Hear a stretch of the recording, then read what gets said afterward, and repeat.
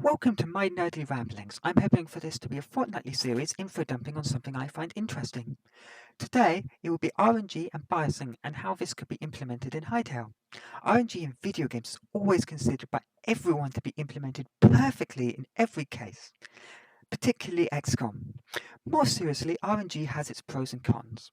Its pros broadly revolve around variation. No one run of the game is the same. This actively encourages problem solving and reduces the feeling of repetition, giving a game replayability and less predictability, which makes it more exciting. However, its cons are that it can lead to variable difficulty, which can make people have to restart if a random difficulty spike happens in both speedrunning and one life challenges, also known as hardcore or Iron Man. This is also an inconvenience to casual players and can make part of the game unenjoyable for them. Additionally, it can drag out the game if loot drops are below par, which heavily impacts the viability of speedrunning attempts getting a good time. There is a way of having most of the pros with minimal cons. This can be done by biasing the RNG. First source of the bias can be applied to spawn location. The game could generate any number of random start positions. We'll use 3 as an example. It could pick the spawn that is closest to a good mining spot, food, and dungeons or towers with enemies and loot in them. A similar idea has been used by elements of the Minecraft speedrunning community through filtered speed runs displayed in the filtered seed category on various sites.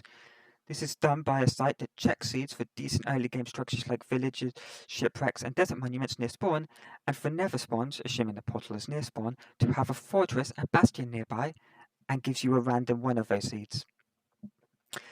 The second main application of biasing RNG is through drop chance. This could be done with all drops or only for progression drop. A simple but deeply flawed formula shown here 3 plus n minus x all over 6, where n is the enemies that didn't drop an item and x is the number that dropped an item. This assumes enemies can only drop a maximum of 1 progressive item for simplicity. When you kill enemies that don't drop an item, n increases, which increases the drop chance, and when an enemy does drop it, it increases x, which decreases the likelihood of a drop. This allows for uncertainty and risk while removing, or at least reducing, the possibility of getting totally screwed. As an example, say you need one more drop before going through a portal, and you have one enemy at the portal and one that is somewhat on the route.